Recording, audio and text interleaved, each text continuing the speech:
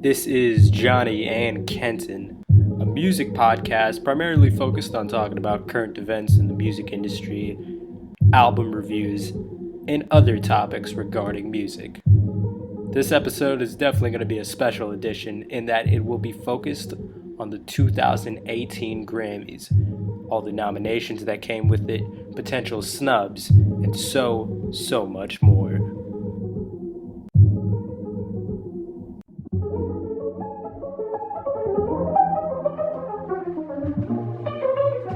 It's that fire, gas a lot, it'll burn slow.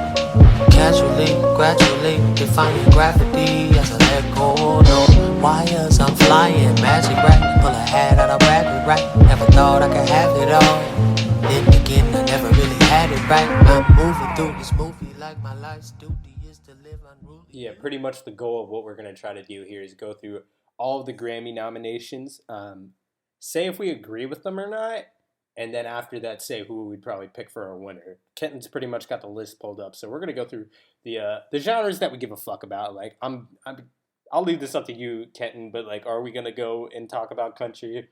Because I don't want to disrespect country. Like that's not even to say that country's bad. It's just like to say that like I don't get country enough to talk about it. I'm just gonna avoid it because I don't know enough about it to give an accurate opinion. Actually, I do have one opinion on country. If Young Thug does not win for Easy Breezy, beautiful Thugger Girls, I will throw riots in the street the next day. Let me even see if it's on here. That'll be phenomenal. If Young Thug got nominated for anything this year, I actually fuck with the Grammys this year. Nope, sadly, no Young Thug. Yeah, let's start with the general field because I feel like that's the big one that most people care about. So record of the year, going with Redbone, Childish Gambino. Do you mind reading out all the nominations for him? Yep. So Redbone, Childish Gambino for record of the year. Despacito. No, get that out of here. It was a huge track. But this is the Justin Bieber version, so I don't know how I feel about that. Yeah, I would. That's what I figured. It should not be the remix. It should be the original. Yeah. The Story of OJ by Jay-Z. Yeah, that's a stretch. That's a stretch for record. Yeah. Humble, Kendrick, and 24K Magic. Wait, okay, so what's the difference between Song of the Year and Record of the Year? Because I want to make sure I get these right. Record of the Year? Because Record of the Year, to me, like, my interpretation of that is, like, this is, like, the song that defines the year. And then Song of the Year is, like, yo, this produced hella numbers. Like, everybody was bumping this like tune. And it's like king of the charts type of deal. I don't know. It's not listing that criteria. It does say who it's awarded to though, so that might hint towards their criteria. Mm-hmm. So record of the year is awarded to the artists, the producers, the recording engineers, the mixers, and the masters. Oh, and then interesting. Song of the year is awarded to the songwriters. So yeah, just the songwriters. Wow. Okay. So like the people who actually wrote the song. Oh, this changes everything. So now going back to it, you said Story of OJ was on Record of the Year? Yeah. That's really tough. No ID, Jimmy Douglas, Young Guru. Production was phenomenal on that, and it was really tough to master in terms of samples. So like now that radically changes the way I totally see Record of the Year now. Because now I'm thinking about production credits, who mastered it and stuff like that. And there was some serious work that got done for both 24 Karat Magic and the Story of OJ in terms of production. Yeah. But now I gotta also look at the artist side too. And I mean, no, it's Redbone. It's Redbone because it's Redbone. It's still Redbone at the end of the day. Like, because everything. Did you see the Genius video? I'll probably link it below when we hit this part about so you can Redbone? see it. Yeah, I did. With Ludwig? Yeah. That was amazing. To come up with all of that stuff was absolutely crazy. So, yeah, I think the combination of the production work and just Donald Glover being great and the amount of impact that it fucking had for such lack of exposure, I feel like. Donald Glover really didn't do jack shit to promote this, really, but it became a cultural phenomenon just because of the things it was associated with. Like, other things was associated with its greatness, and then they became better as well. Like, it was reciprocal. There was a reciprocity of greatness for everything that it was associated with in terms of being a song. So I think, yeah, with that and the production and Donald Glover just killing it on the vocals, I would still give it to Redbone. What about you? It's tough. It's between Redbone, Humble, and 24K Magic. I think. It's tough. Yeah, this is a tough between those three. Yeah. 24K Magic is so good that Kendrick played it literally like backwards and Yeah. made it a song. He sampled it. That's true. That's how good it is. That's a valid point. And it was tough to fucking mix and master because they actually used some like raw talkbox shit, like not like actual auto tune, which means they got like the old shit out and used the talkbox, like Stevie Wonder style. So I don't know. 24K Magic literally sounds like it was made by Michael Jackson. yeah, that you know what? That's right. It feels right. It feels like Michael Jackson, and I just if you have that much influence, I feel like on me and on everyone, because when you play Redbone, it's like you set the mood. Like a wave goes over whoever is listening to that. Yeah. But when you play 24K Magic, same thing happens, but it's objective greatness. Like it's objective song greatness. Like if you were to just appreciate a song, like if the aliens were to come down to Earth, we're gonna play a Michael Jackson. Like we got Mozart, like that, like some of the best artists of our time, like they're able to tap into iconic sounds. And like I feel like Michael Jackson was able to do that, Mozart was able to do that, just in terms of their ability to understand arrangements and harmonies and shit like that. And then just Bruno Mars is able to just he tapped into it, man. He tapped into it. The only other artist of this time that I've seen be able to do that is The Weeknd. But they can't even hold it. Like, this is the time Bruno held it for, like, the album. Like, it was, like, Michael Jackson. Like, and I had never even thought of it like that. Like, I heard comparisons to The Weeknd and Mike, and, like, I could see the argument for that. But, like, with Bruno Mars, I was like, yo, this is a Mike album. Like, this is, like, I'm going to give this to my kids, and they're going to listen to it and understand it the same way I do in terms of just rhythm and melody. It's, like, it goes beyond time. It's going to age so well, and you know it. Just in terms of content, in terms of the production, in terms of everything that Bruno just did. Like, that's an artist. Like, you can't even deny that. Yeah. I've watched, like, videos of him performing this in, like, Japan, Korea, South America, Europe. Like, he's performed this everywhere, and everyone in the crowd literally knows the song. Not only do they know the song, they know every beat of the song. So that puts it on, like, whole another level. International. But I feel like maybe I'm biased towards Redbone because that's what I grew up listening to. Like, I grew up listening to that music. Yeah. Like, when I hear that, I get taken back to, like, this is Mama cleaning the house kind of music. That's what this is. That's a good point. But 24K Magic is, like, universal. Like, I don't think I've ever heard anyone tell me to turn off that song when we're in the car. Yeah, it's impossible to. Dang, this puts me at a crossroads because I think it comes down to this decision for me between those two.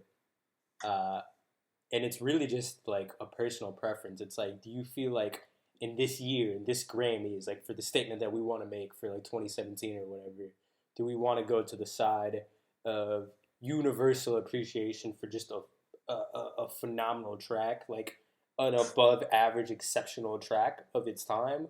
Or do we go for something that is related to a thought-provoking, like, identity politic? Like, because it's the thing that Redbone's associated with, too, like, in terms of racial tension, of just what's going on in America right now, and, like, the places that we're at. Like, Childish Gambino said in an interview, like, he was not happy, like, when he had, like if you listen to Redbone, like, it was catharsis for him. It wasn't a place of joy when he had to make the stuff. And you listen to the lyrical content and how deep the album is, and you understand what Redbone's like trying to accomplish, like especially in conjunction with the way it got used in Get Out.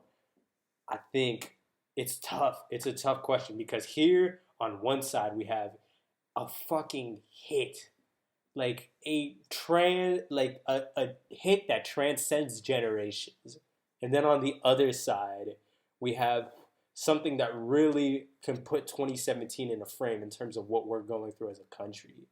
Yeah. And it's like, fuck, what holds the higher pedestal, you know? Man, it's going to be so hard to make a decision. I'm going to have to go with My issue is I'm biased towards Gambino. One, obviously. And two, it is the things that it's associated with, and it does, I think, encompass or embody the year as a whole. Or Redbone, I'm speaking of, embodies the year as a whole better than 24K Magic does. But it's 24K Magic. Like, my pinkies are in the air. Like, come on. Damn. Like, I stopped listening to 24K Magic for a while, and then I played it again, and I got the same feeling. Same. But every single time you hear Redbone, you still get you get put in that vibe no matter what. Like, yes. Both are powerful. Shit. Yo, what are the other nominations? Because I bet the Grammys won't choose either of these two. Despacito. They go with Despacito, my G. It did numbers, fam. Yeah, I'd be hot. I'd be so hot. Either way, though, if they pick Despacito or The Story of OJ, Dave Kutch is still getting a Grammy. Because he mastered both of those tracks. For real? Yeah. So. Wow. The man's out here. I don't know. In everything. I know it's not going to go to Humble because it was a good song, but it wasn't. They're gonna give all the rap stuff to Kendrick and not let him win any of the big rewards. Like I know how the Grammys work. I really hope not, man. Yeah, I feel like that's what's gonna happen. They're gonna go probably half and half with Jay-Z and Kendrick because they know both of them well enough and they have enough clout in terms of like the actual world that they're gonna do it for political reasons. Like Kendrick and Jay-Z will split, and then after that, like. In terms of all the bigger stuff, they're going to give it to another artist. Yeah. Because rap always gets, like, put down compared to the other genres in the bigger categories. I really hope not. But, I mean, you're not lying. You're not wrong. So, I'm going to go with 24K Magic for the sake of the decision for now. That's fair. I think I'm going to still stick to Redbone just because identity. I think it's not. Redbone is something that I don't think...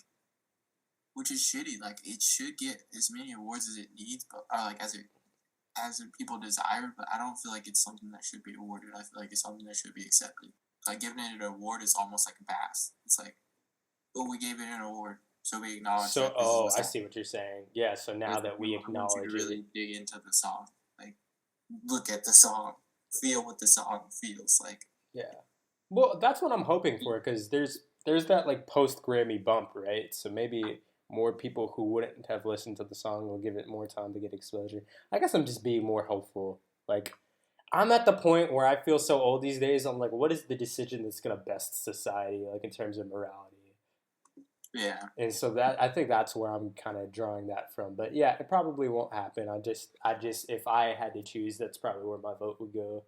But 24 Karat Magic, both of these are phenomenal choices. So. Slappers. Yeah, exactly. Slappers. What's the next category? Album of the year. Okay. Heavy. Okay. Still coming in with the same dilemma though. Awaken My Love.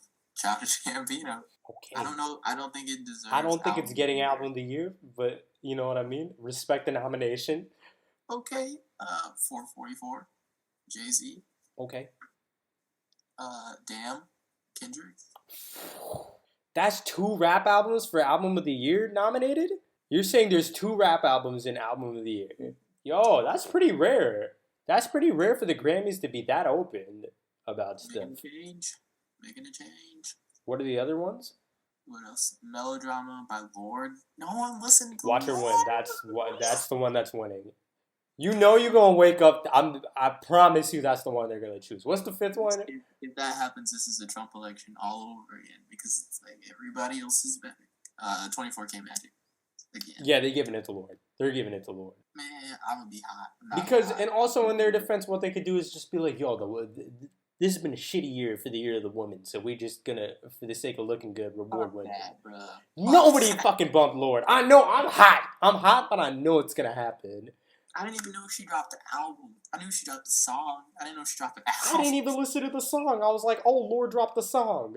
I gave it a listen. I didn't remember it. It didn't slap. Any of it. There's a basic bar when you get to these nominations. I'm like, did it slap though? Like, was I able to either like catch a vibe? Like, of being put into a certain mind frame or understanding, like that the song inspires from, or did it slap? And if you didn't slap, get the fuck out of here. Get the fuck out of here. Yeah. Alright, song of the year.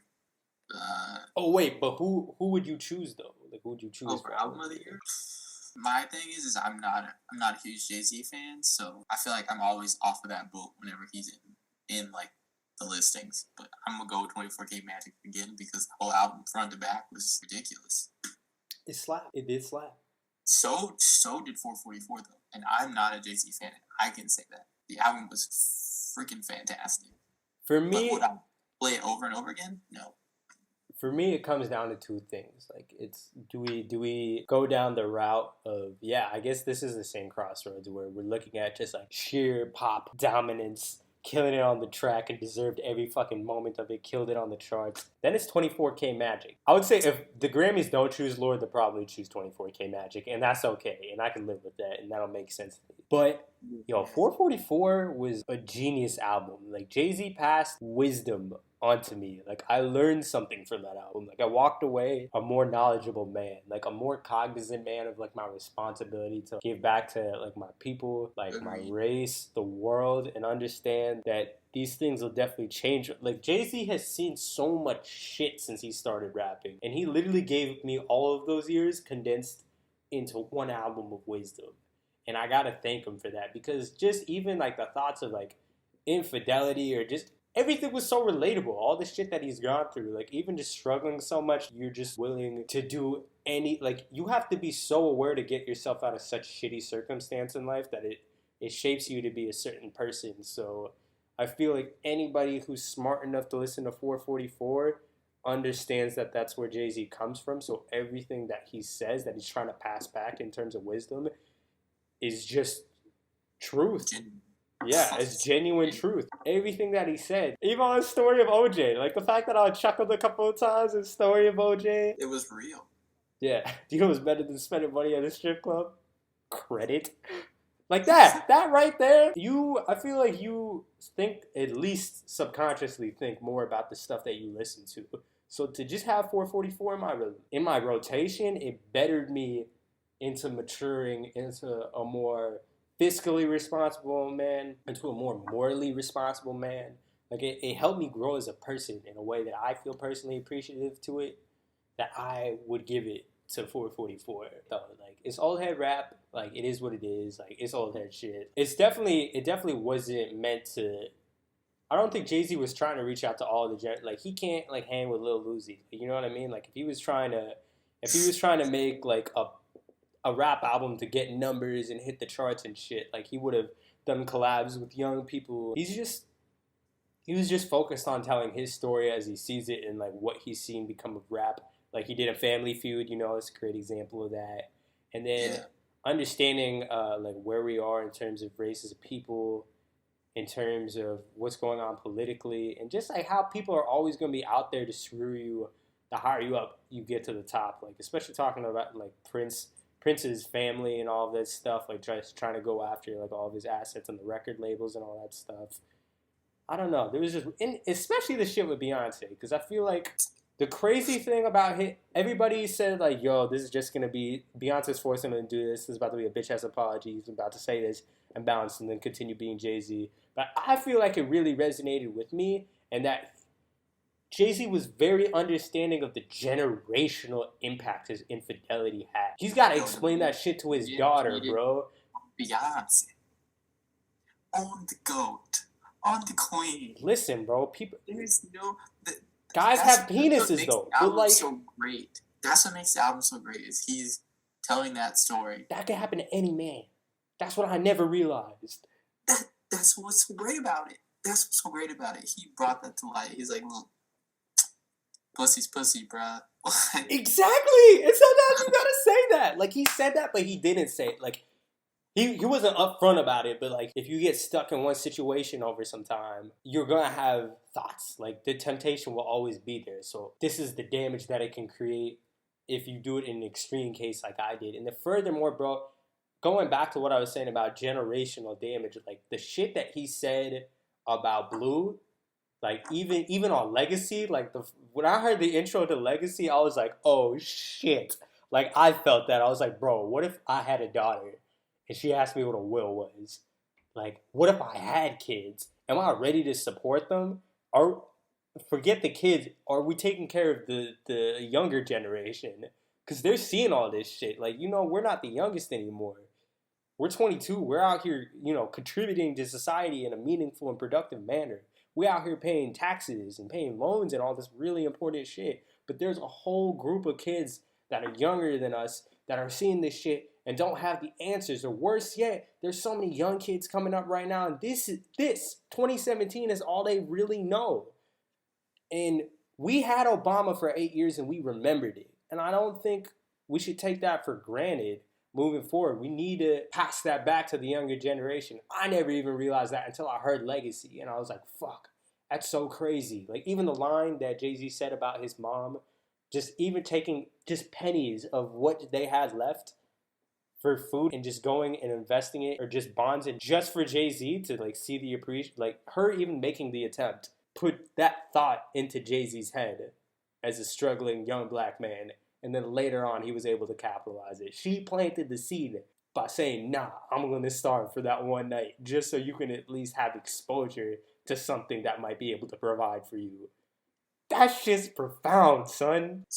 No, that's a fair point for the album. It's good because I think that's what most people got out of it.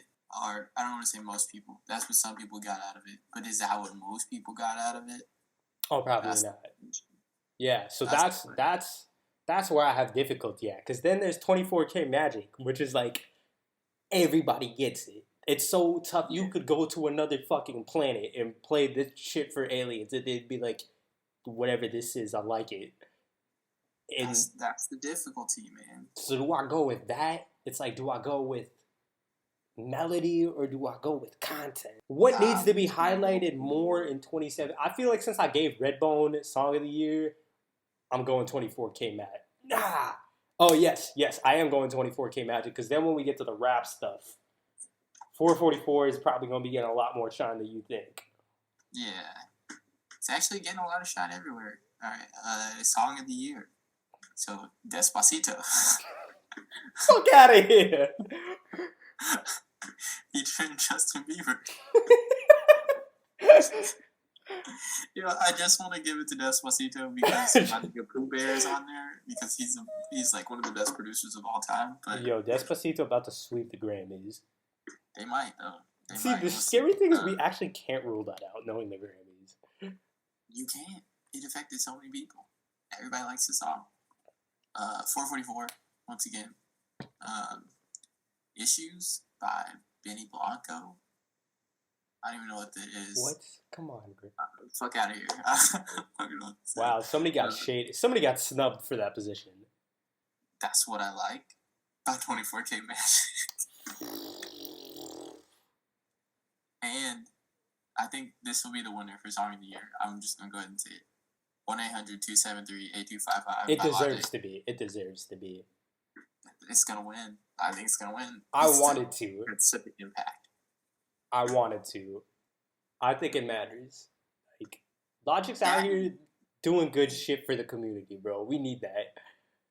He's been doing good shit. And people are just now catching on because this was the record for him. Like, this was the breaking point, I think. Yeah. Whatever they were doing behind the scenes in terms of, like, music politics and getting him the right brand deals and stuff, like, however they built out the tour and the release of this album and getting it in the right hands and the streaming and all that shit, they knocked it out the park with this one. I think Logic did such a good job in terms of... Because Logic's always been able to produce, like, just, like, a coherent album that more people should listen to.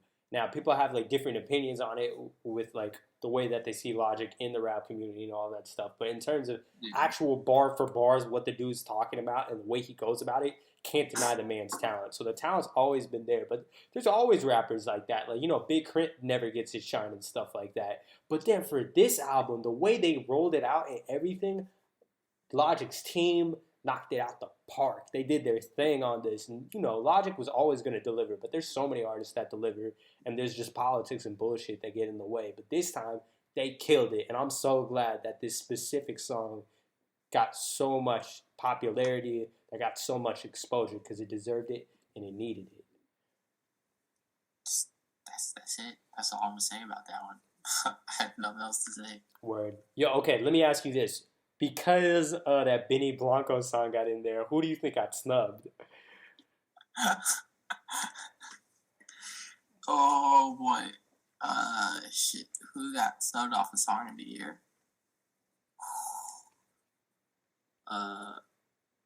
Migos, Bad Bougie. Yeah. Significant impact, I think. Actually, yeah, in terms of like flow and stuff like that, ain't nobody ever heard.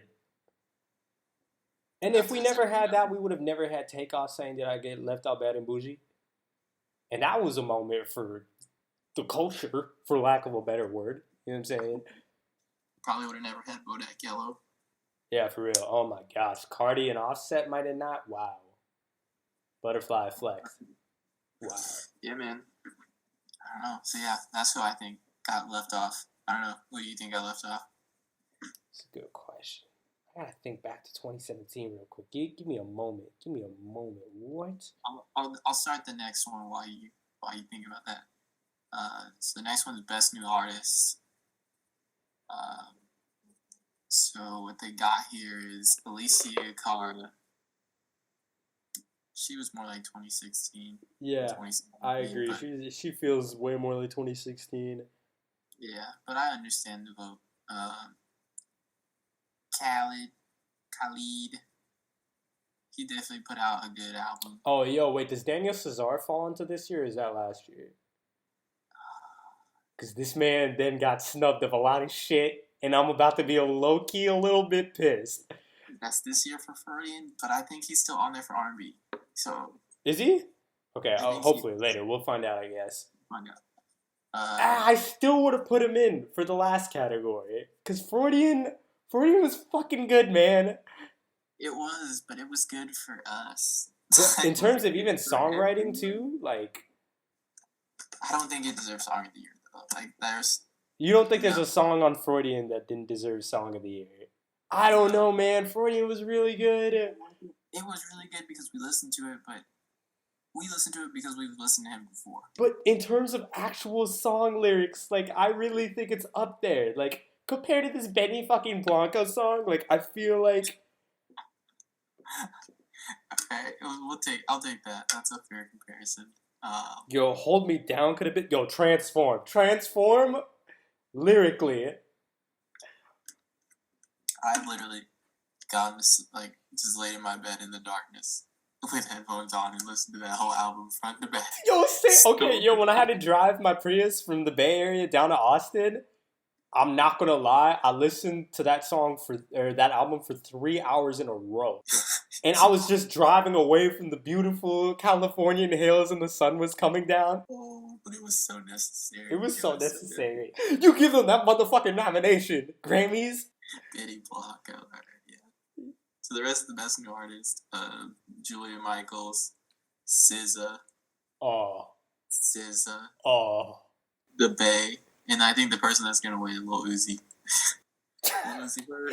Yo, but maybe. Yo, that'd be hilarious. If Uzi won a Grammy, I feel like, I don't know, the Grammys aren't going to be doing it. Grammys low-key like Illuminati. Like, they choose like who they let into the community. That's true, but I think Uzi's like not like Uzi. They want Uzi calm down and more corporate before he does that. Like, and Uzi's too free right now that the Grammys aren't gonna let him in because if they let one, it's like a slippery slope. You see what I'm saying? Because if they give Uzi the nod, then it's gonna allow other people in the future years to look back as a predecessor. Like, I can get a Grammy too. Yeah, exactly. Yeah, like Gucci Gang has a serious argument next year if we allow it to happen. I think no one seeing him in an interview like.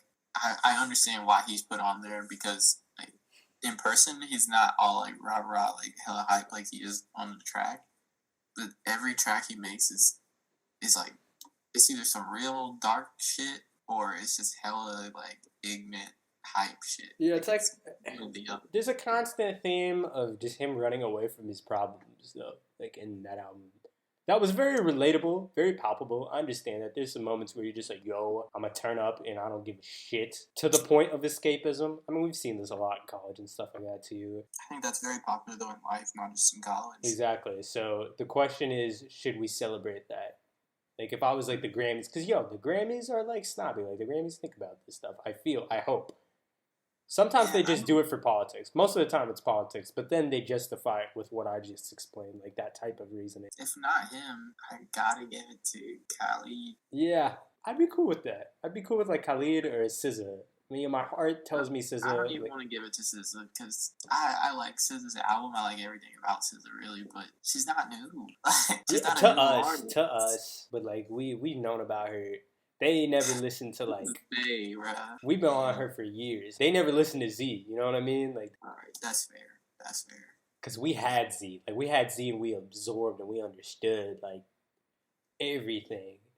And so when Control happened, it was just, like, a finer, more tapped in. Like, SZA for sure went through a journey, too, which was so crazy. I understood womanhood more when I walked away from Z, which is what I appreciated. There's certain albums that make you do that, like The Trip by Jony Kenton, which we should definitely get into later. You know what I'm saying? That is a whole nother world. Definitely. We're going to get into that later for sure. But yeah, I felt like, you know, Jhené Aiko, SZA, moments of Rihanna, and for sure Beyonce. I can understand the woman identity and appreciate just feminine energy so much more. Like Erykah Badu, even Lauryn Hill, this is just like a certain thing. It's like spirituality and emotion and just femininity just all wrapped together into just one amazing bundle that I can like look back at my own life as a man and like, how can I be better to have society tap into the way that I'm feeling about women right now, just from appreciating this music. I think that's a fair opinion. I can definitely see where other people would feel like that. Yeah.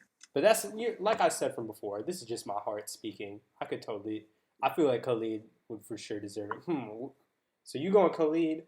My heart. I'm going Uzi. Oh, you going Uzi? Word. Okay. Yo, that's actually kind of dope.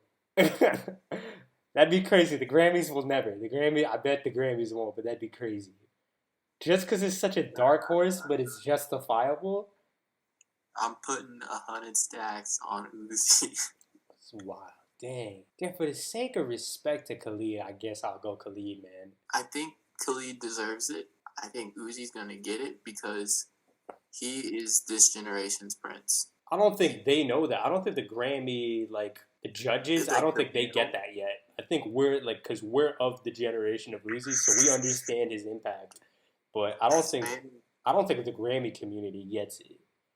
Like, like, the old-ass composers who get to vote on this stuff, like, they're not going to understand that, like, Uzi's our prince. Like, they're not watching interviews and stuff. Like, after hearing him get, like, the massive cosign he got for the album he just released from Pharrell, I'm just like, I'm on board. Like, everything was put to the side. Oh, Neon Guts is such a good song, by the way. It's everything. Like, I didn't think he was actually playing a role in, like, production and stuff, but from, like, the interview that Pharrell was talking about, like, he was like, yeah, he was in every moment. Like, he gave Pharrell direction, and Pharrell thought that was a better idea than his idea. That is a moment. That's something for me. Dang. Last time I heard Pharrell say that was, like, when he was working with Snoop Dogg on Bush. Exactly. And he was just saying, like, the way Uzi understands what people want to hear, he's, like, next level. Like, I think I remember this interview. Didn't you compare him to, like, Pusha T in that regard? Or this might be just a separate interview. Because I remember Pharrell saying Pusha T is one of the few people who can do that to Pharrell, where Pusha T will be dead-ass specific. Like, he's like, yo, I want the darkest shit. Like, I literally want, like, hell, like, devil, and, like, judging, like, in, like, damnation. Like, I need to hear that in the beats. And he's like, nobody ever, like, told me that shit because they all expect me to do happy. But, like, Pusha T is one of the few people who can direct me and bring that type of energy out of me, which makes a better product every time. Yeah, that was the interview that I watched. But alright, the next category, our next genre is pop. I'm just going to blow through this because pop has been trash for the past year. So, go for best popular performance, Love So Soft, Kelly Clarkson, Praying by Kesha, Million Reasons, Lady Gaga, What About Us by Pink, Shape of You by Ed Sheeran, Ed Sheeran's gonna win that hands down. Yeah, The man let's move on. did two tours in 1 year. Two tours. Yeah, and honestly, he dropped a fire goddamn album. For a man who doesn't mess with pop like that much as a genre, for a guy who would never listen to Ed Sheeran and just like kind of respected him because he was like just like this random red-haired leprechaun that was in all these famous places looking regular as shit. I love Ed because you could just tell he's a regular ass dude, and he's just like, I have a talent. People love me for it, but I don't fucking care. Like, I still exist. Like, I'm still a person. Like, I'm out here. And he came in and brought the Irish funk. Like, whatever the Irish people do, like, whatever's their vibe, like, I feel like every culture, like, we kind of have, like, things that people tap into and make greater music out of. Like, India, you know, we got, like, sitars and stuff. And, like, you know, Timbaland was able to, like, switch all of our drum beats and shit into crazy beats. Mm. All of, like, the 50 Cent, like, samples pretty much off of The Massacre is a great example of that. All Dr. Dre's production that came from sitars. Like, Africa, billion things. I don't even have to list that. That one's so obvious. And I feel like Irish people, low-key, I never realized that. Like, I never realized they had an authentic sound that you could flip into some crazy shit that everybody in the world would catch a vibe off of. And then... It's all the woodwinds. Yeah, and then Ed Sheeran brought it with all the woodwinds. Yeah. Our next category, Best Pop Duo Group Performance. Something just like this, the Chainsmokers, all their songs sound the same. Yeah. Despacito. Goddamn. Despacito sweeping the Grammys. You heard it first. Thunder by Imagine Dragons. Feel It Still, Portugal, The Man, and then Stay by Zed and Alicia Cara. That came out in like 20 what? Wait, Stay with Zed? 2017. That felt like so 2016. Dang. Okay, yeah, not Zed because I feel like that was more last year. I think it's Despacito. They gotta go. They gotta win something. I'm gonna give it to Portugal the Man, and I can't explain it to you. It's just the feeling.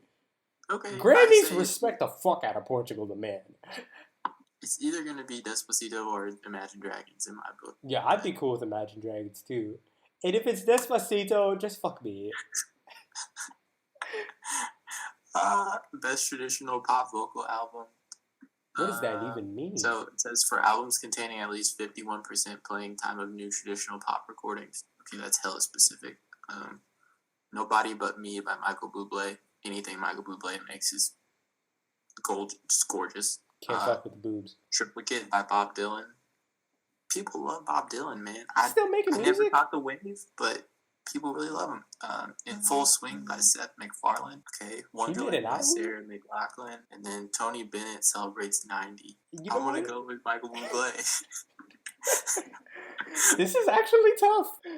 I got to rock with Michael, bro. Part of me wants to go with Mike. Tony Bennett, you know, Tony Bennett's had hits in this genre, as weird as this is. He has. It's a fact. I'm going with Tony Bennett, man. Sleeper pick, the respectable one. He's the old wily veteran. You know? Hey, best pop vocal album. Despacito. It's not on here. So Kaleidoscope by Coldplay. Ooh, okay. Lust for Life by Lana Del Rey. That was hella old. All right. Evolved by Imagine Dragons. That was a fantastic album. Yeah. Dang, this is a pretty tough one already. Rainbow by Kesha. Alright, I feel like, can I say something mad controversial right now? Go I just feel like it's because of what happened in the past year in terms of Kesha's personal life. They're like, you deserve this because you fuck your manager. He's a piece of shit. And the fact that you survived this, you deserve something. You goddamn hero. She got I don't want to call it a pity nom, but she got a pity nom. She got a pity nom, It is what it is. Joanne by Lady Gaga. Okay. Lady Gaga has... I feel like it didn't pop up. I feel like it didn't get Lady Gaga numbers, though. And that's what I'm going to hold against Lady Gaga on this one. Joanne, in terms of an album, I think was better than her last album. But, she didn't get numbers. And these categories, it kind of does become about the numbers. Pop is all about the numbers, I think. And Divide by Ed Sheeran. Winner. Damn, Ed Sheeran. The man looks like Prince Harry. Plays almost every instrument known to man. And has a beautiful voice. If Hogwarts was to start right now, you knew that motherfucker would be in Gryffindor. Of course. He like the 18th Weasley. Like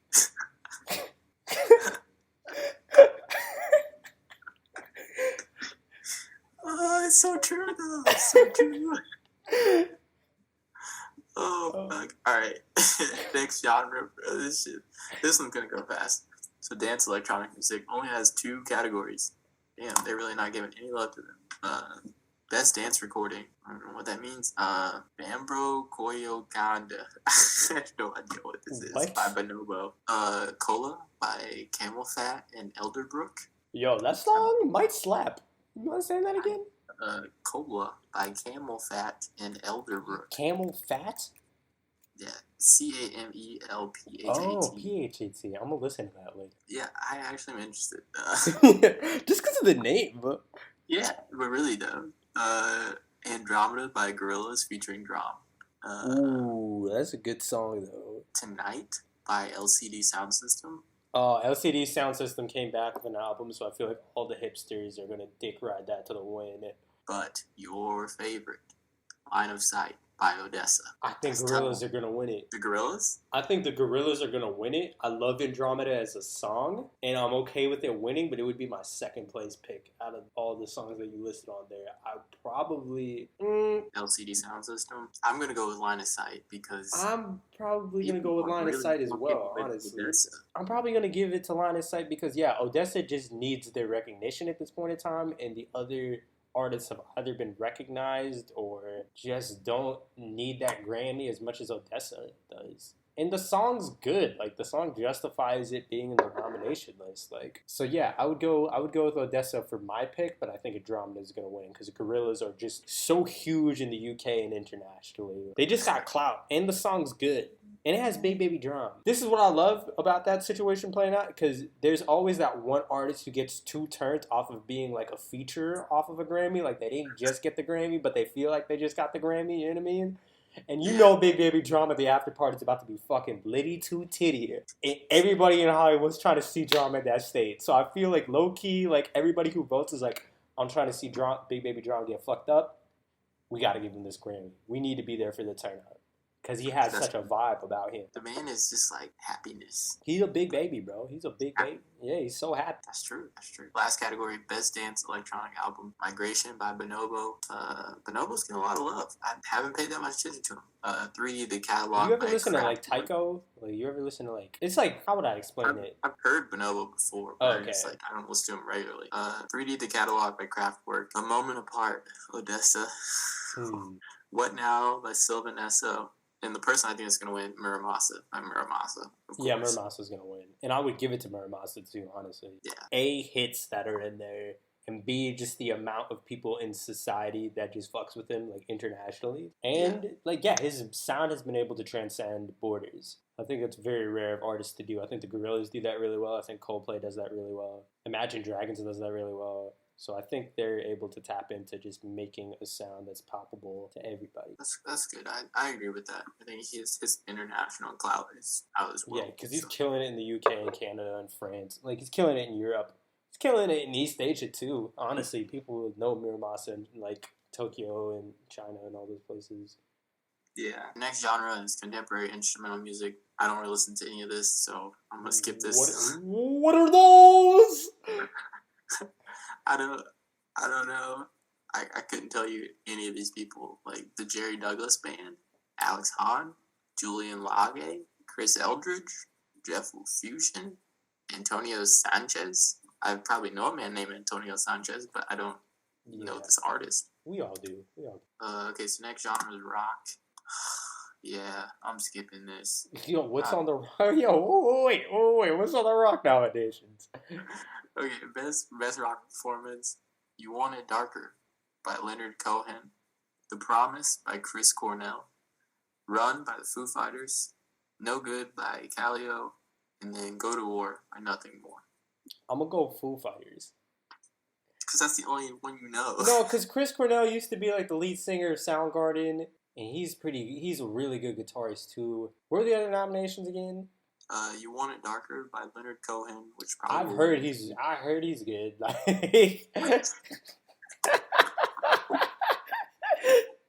Yeah, we better skip this shit. Yeah, that's exactly what I was thinking. I was like, I've heard him, but I made an attempt.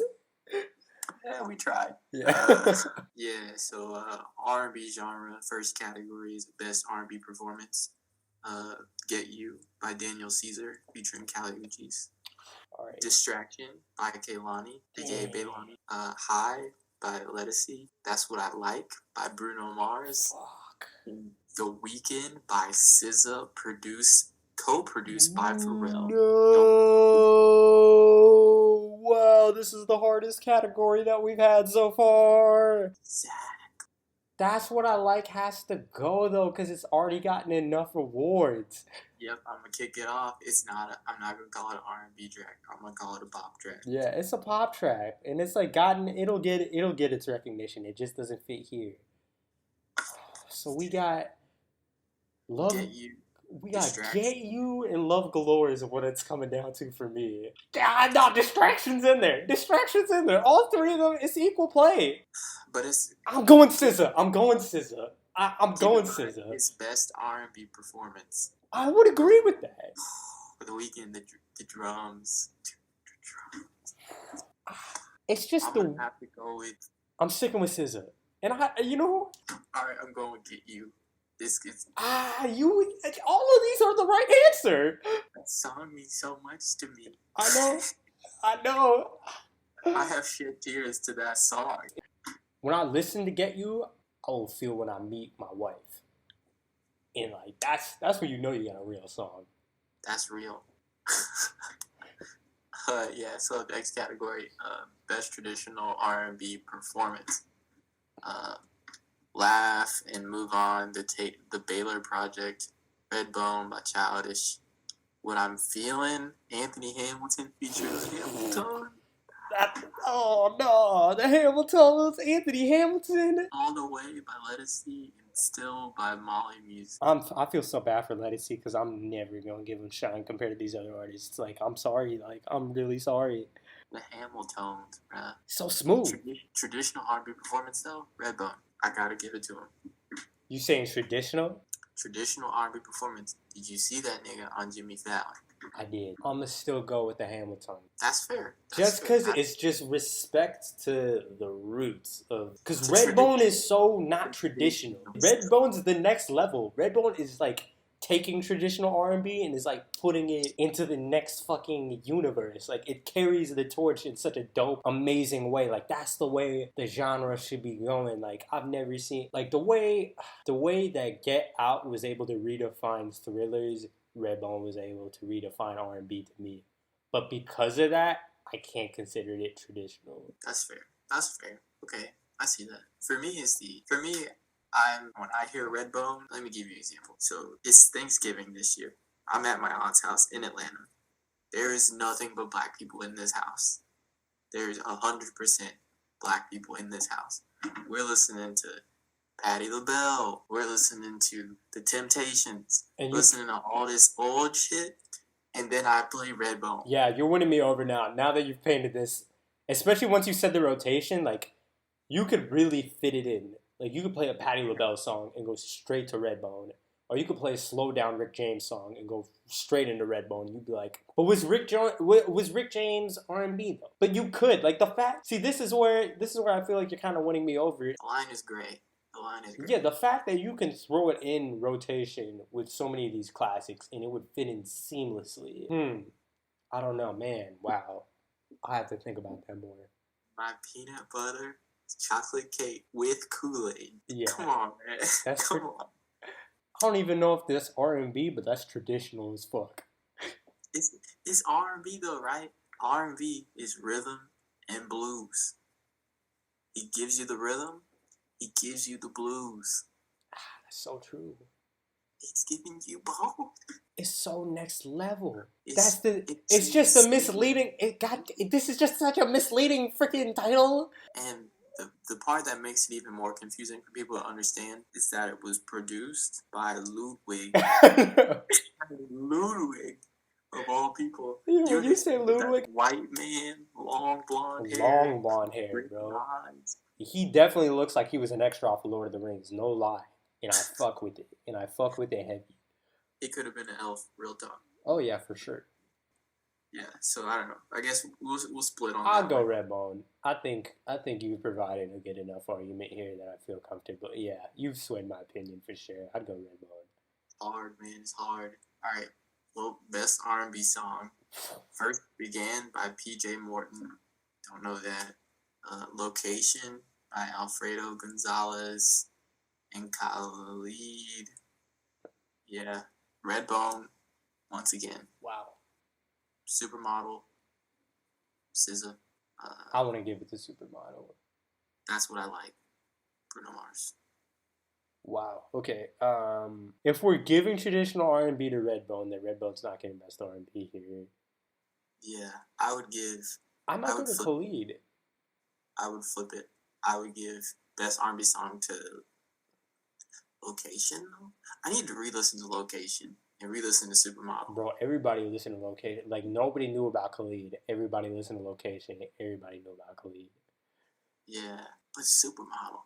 I feel like Supermodel's not R&B, though. Supermodel's, like, got grunge elements to it.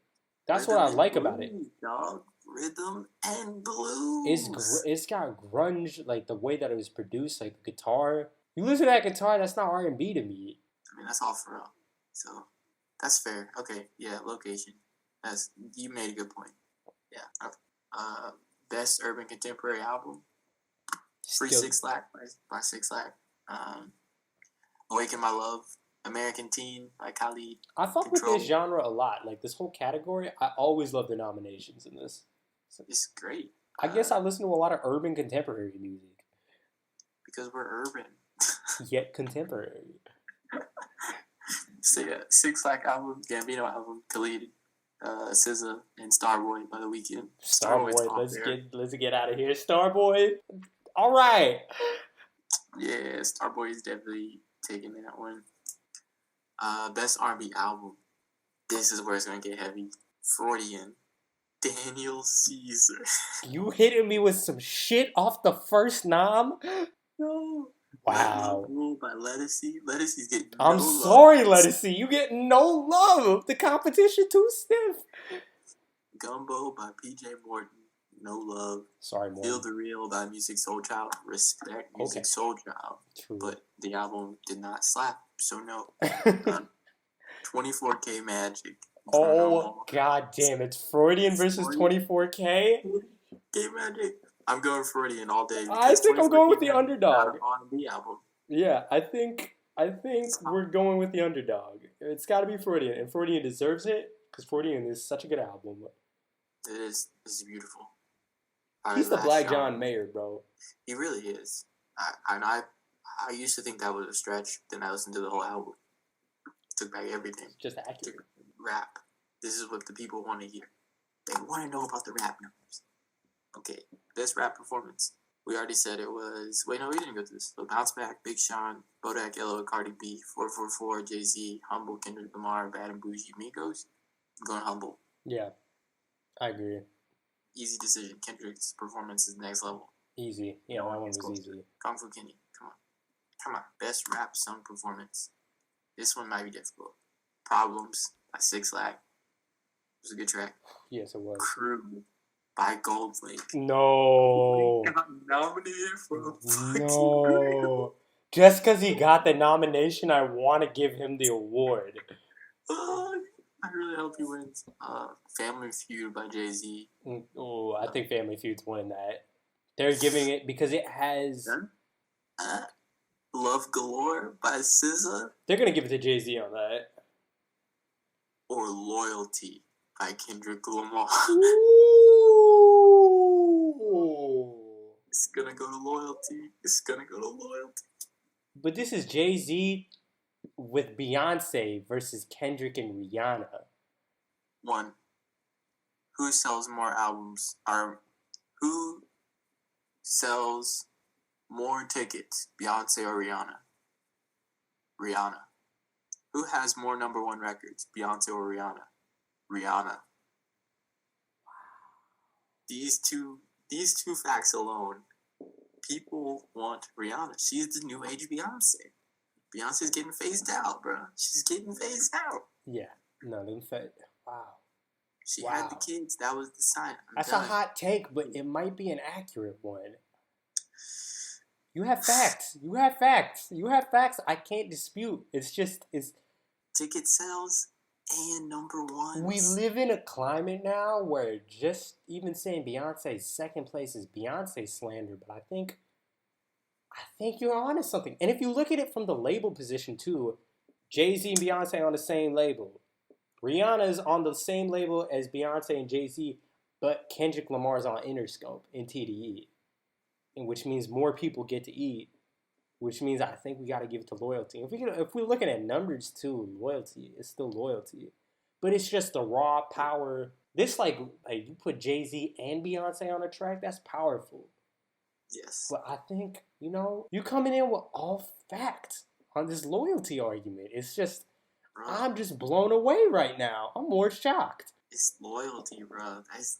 It's the song. It's 24K Magic backwards. Yeah. What else do you have to say? Yeah. Man. Okay.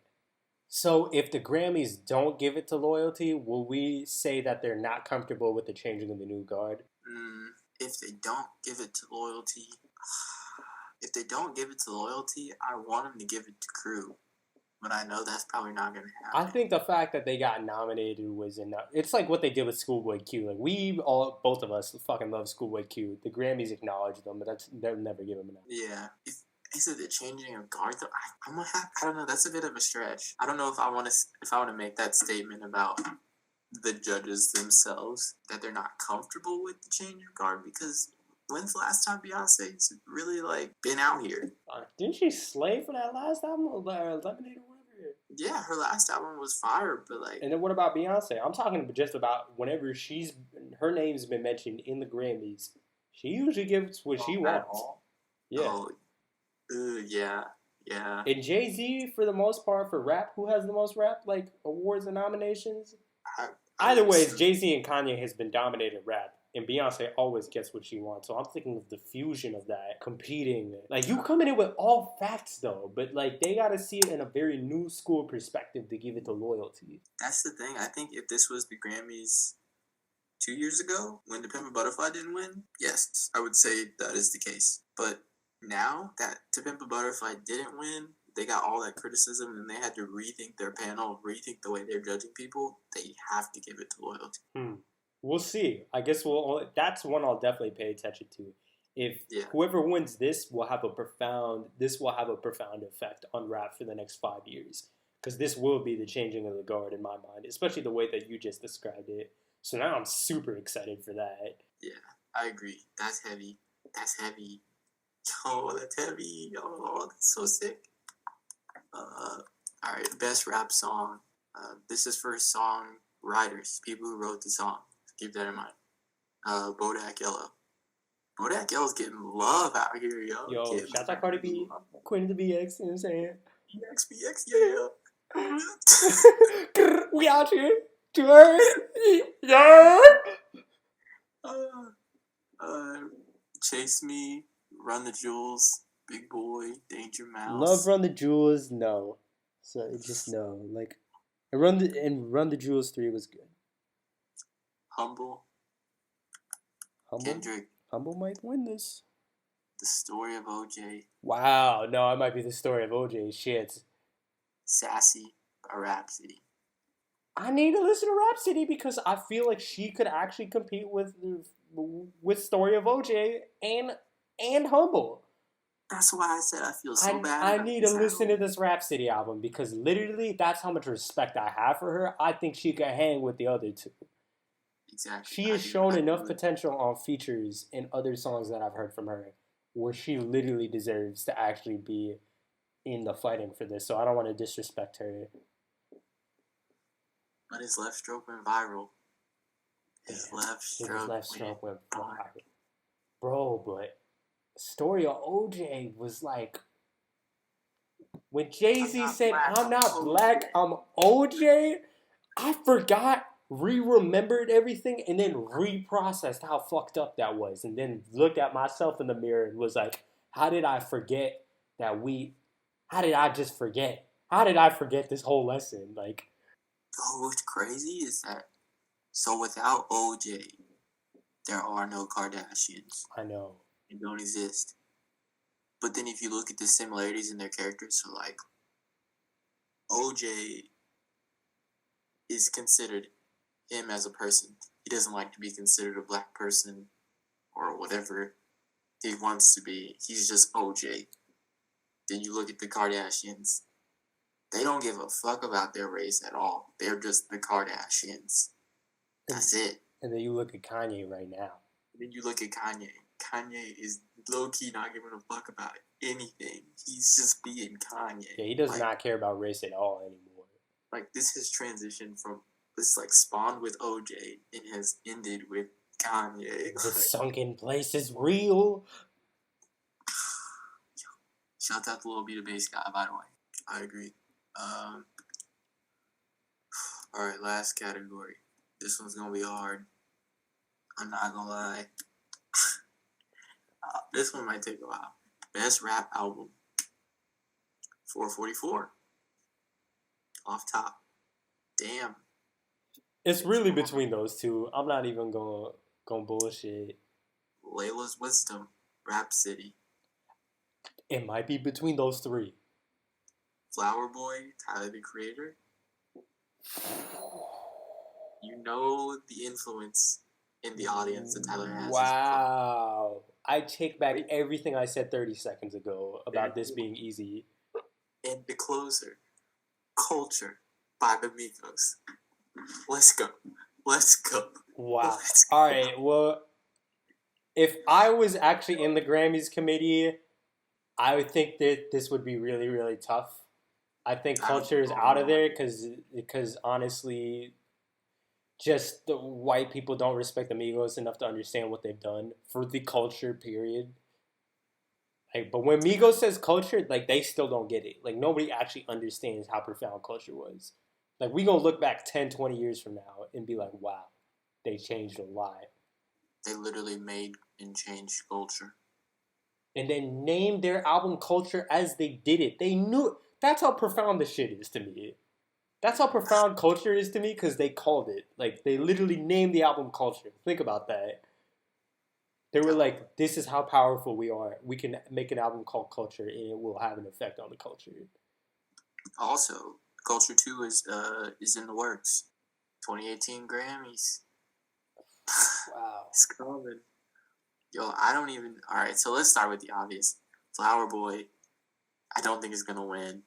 And it's sad because I think it should. It's not a hardcore rap album. I think, in terms of top two of what I've listened to, I still need to listen to the Rhapsody album because, honestly, Rhapsody is such a good rapper. She deserves to hang with all. She deserves the benefit of the doubt and deserves to hang with all these other rappers. Boy, the Migos though. What? You really? The Migos though. You really? I know you want to be like, come on, you can't give them best rap album. No, but I can see it too. Like, there's a legit... to white people, this is what rap album means. Because I think regular white people, that's what they think rap is. And to that, you're correct. But I'm thinking in the mindset of those who are Grammy voters. I think Grammy voters feel a lot. They feel their own ego in that they feel like they're the gatekeepers of how the genre will progress over time. Kind of going back to what I was saying about the slippery slope stuff. So they're going to want some old head type 444 shit. I think they're just going to withhold the Migos because they think it's like, you know, like ignorant mainstream rap instead of understanding all the stuff that they do in Atlanta and how big they are for the culture. I don't think they respect all the parts of rap, like in terms of violence and the dark side. They always try to shade it and try to put it away. That's why you never see gangster rap ever win any awards, ever. Like, period. They'll always get nominated, but gangster rap never wins. Ever.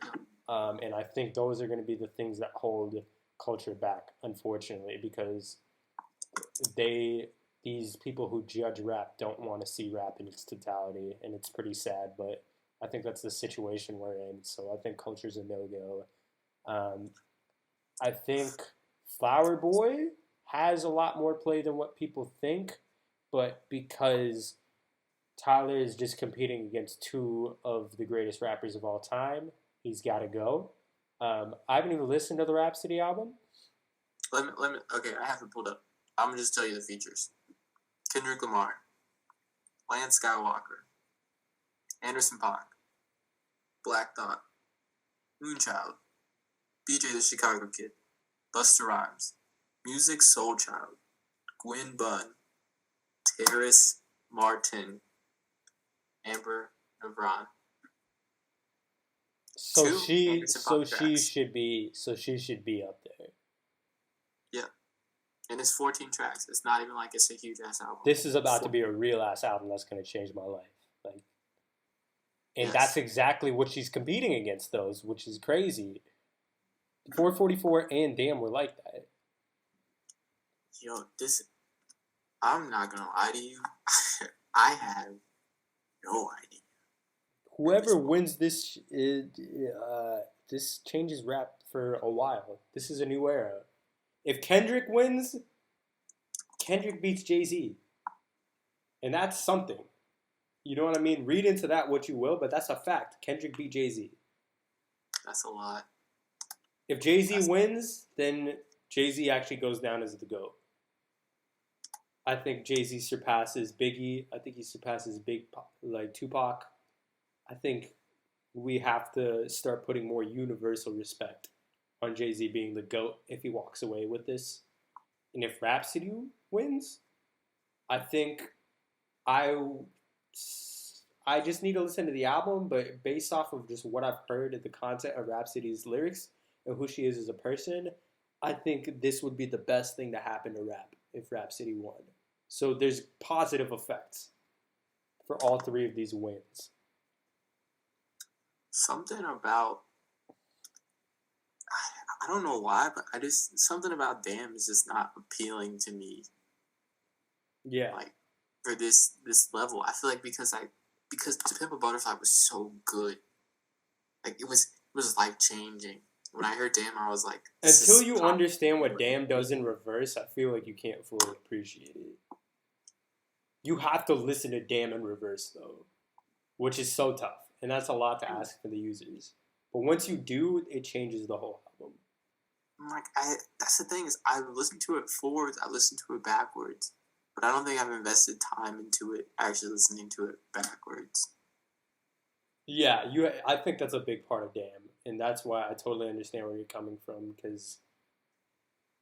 But that's the thing, is that amount of work, that amount of artistry is... Like, if you're going for Best Artist, Kendrick gets it. But when you're going for Best Album, people have to listen to. Yeah, that's why I feel like... You gotta play it front to back. Who did we say we were giving Album of the Year to again? Album of the Year? Because now I feel like we're making a very important distinction where I'd feel more comfortable with either 444 or Rhapsody winning rap. I gave it to 24K Magic. Is Damn on there? Yeah, it's Damn, 444, Awaken My Love, Melodrama, 24K Magic. I feel like I would want to give 24K Magic Record of the Year and Song of the Year type of stuff, and then Album of the Year I'd have to give to Damn, because Damn is like... Damn...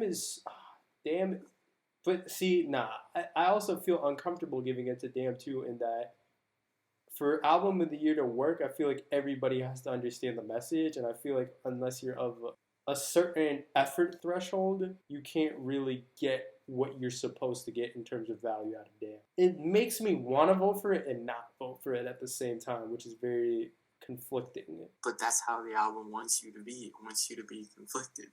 Like, yeah. That's what the album is supposed to... That's why I said I think the artistry is on such a high level, like, it can't be appreciated with awards. That's my whole thing with this. Like, every category that Damn is in, I'm just like, I can't give you the award because I feel like it would diminish how great the album actually is. I don't know. We'll see. I have no comfortable answer here. I don't even feel like giving an answer because it's just... And Damn is an hour long. Like, it's an hour worth of music. Like, 444 is 37 minutes. Yeah, that's one thing I did appreciate about 444. Like, it was short enough to where you wanted to replay it again because, like, by the time it was over, you were like, I just caught what he said in the first song. Yeah. So you had to keep playing it over and over again. Definitely. That might be to his advantage, but also that might be to his discredit because all the songs are like 2 or 3 minutes. But also at the same time, I think that's, Jay-Z was listening to younger listeners, and music is getting shorter, and our attention spans are getting shorter. And I feel like Jay-Z, because of what he's saying in the song in terms of its message, he wanted to get that message to younger people. And I think that was one of the ways he actually sacrificed and compromised with us as listeners to do. So I appreciate that, but yeah, you're right. It also could harm him. I don't know. I don't feel comfortable giving an answer to this because I just need more time. Yeah. I mean, all right, this is the way I'm going to break it down. Excluding the Rhapsody album because we both have not spent time with that. We just go track by track, like the tracks that slap. So, 444. Kill Jay-Z, you're going to count that as a slapper. I would say Kill Jay-Z is a slapper, Family Feud is a slapper, Bam's a slapper, Legacy is a slapper. Story OJ, obviously. Marcy Me? Just his flow in the second half of Marcy Me that takes me off. Slap. Caught Their Eyes. What? Caught Their Eyes. Oh, yeah, that's a slapper. I think that's the most replayable song on the album, honestly. Just to constantly have in the background and listen to. So 6 out of 10 songs are a slapper. Yeah. Okay, now let's go to Damn. Blood. Does it go into DNA? Because that's like the contingent. No, you gotta go track by track. Blood. Honestly, yes, because it puts you in the mood for Damn. So I'm actually consider it a slapper. Okay, slapper. DNA. Slapper. Yeah. Slapper. Slapper. Element. Slapper. Feel. Slapper. Loyalty. Slapper. Undisputable slapper. Pride, that might be the one that I would not say a slapper. But then Humble. Slapper. Lust. I would say slapper because I fuck with Lust. I like Lust. I'm gonna go with Lust. Love. Yes. Come on. Slapper. If you don't love, you ain't got a heart. XXX. Yes, I would consider that. I know people hate U2 and all that shit just because the scratch ups and the switch ups. That was like the 90s, like NWA. It was like an NWA slapper. So we'll give it a modern day, pass. So I won't count that one. Fear. Yeah, I think it's not a slapper. It's a profound song. Deep. It's just deep. Yeah. So Fear. God. Yes. Oh, that's a slapper. Duckworth. Yes. We giving it to Damn. I think we giving it to Damn. You just said 13 out of 14 songs are slappers. I'm very Kendrick biased, but yeah, give it to him. Yeah, he deserves 6 it. 6 out of 10 songs for 444. Kendrick the GOAT, so like. And I'm pulling up in something foreign.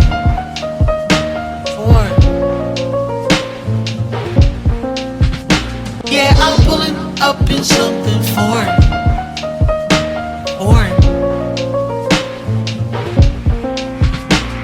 I put this out for you, my newest coupe. Grip the horse, I'll take you round the loop. Close your eyes, your heart available.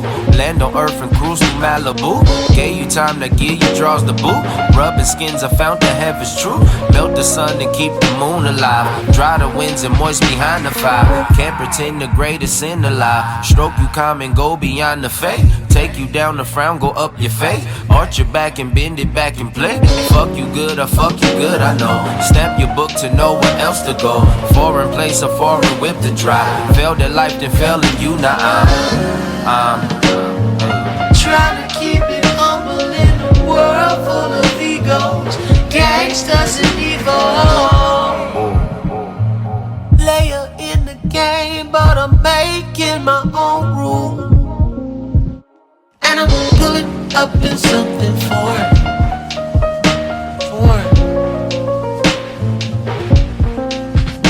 Yeah, I'm pulling up in something foreign.